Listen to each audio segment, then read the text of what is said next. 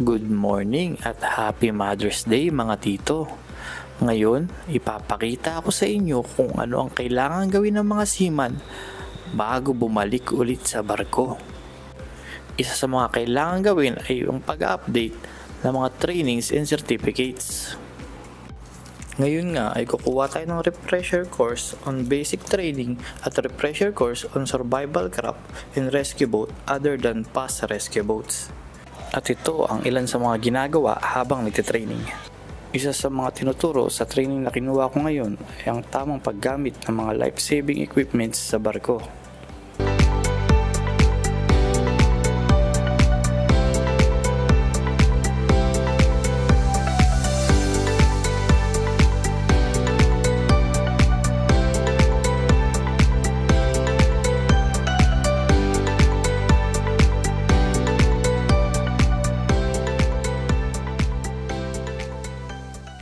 Itinuturo din dito ang tamang pagtalon sa tubig mula sa mataas na lugar. Tamang pagsakay sa life rafts at pagbaba rito. Tamang paglangoy.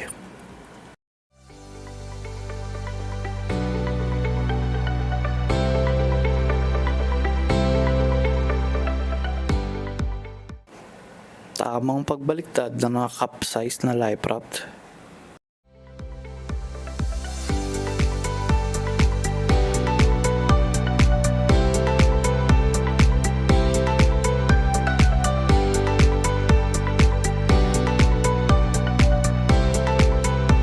At habang nandito nga tayo ay may ibang grupo naman na nagtitraining ng firefighting.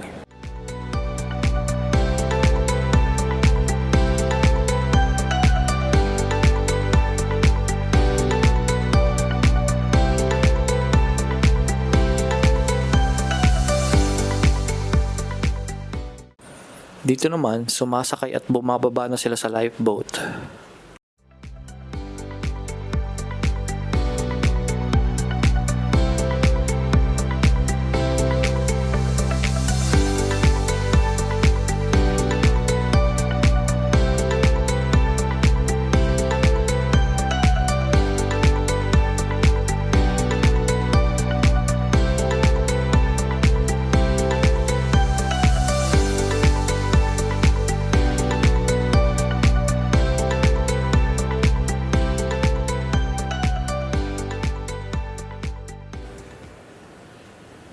Ipapakita naman dito ang mga dapat gawin at tamang posisyon ng mga survivors habang nasa tubig.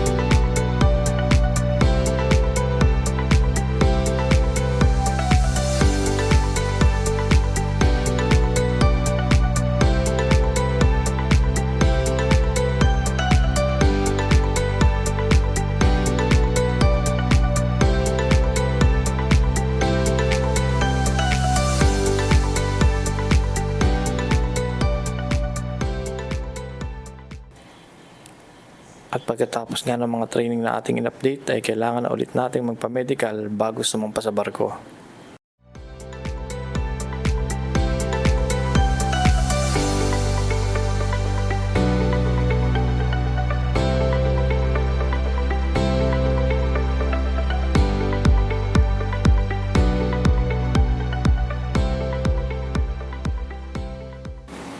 Tapos na nga tayo sa medical, hihintayin na lang natin ng ilang araw para malaman ang magiging resulta nito. At dahil fit to work nga ang ating medical ay pinakuha na rin tayo ng mga in-house trainings. Pagkatapos nito ay hihintayin na lang natin kung kailan tayo aalis. Pero dito ko na muna puputulin mga tito. Follow and subscribe para sa mga susunod na video.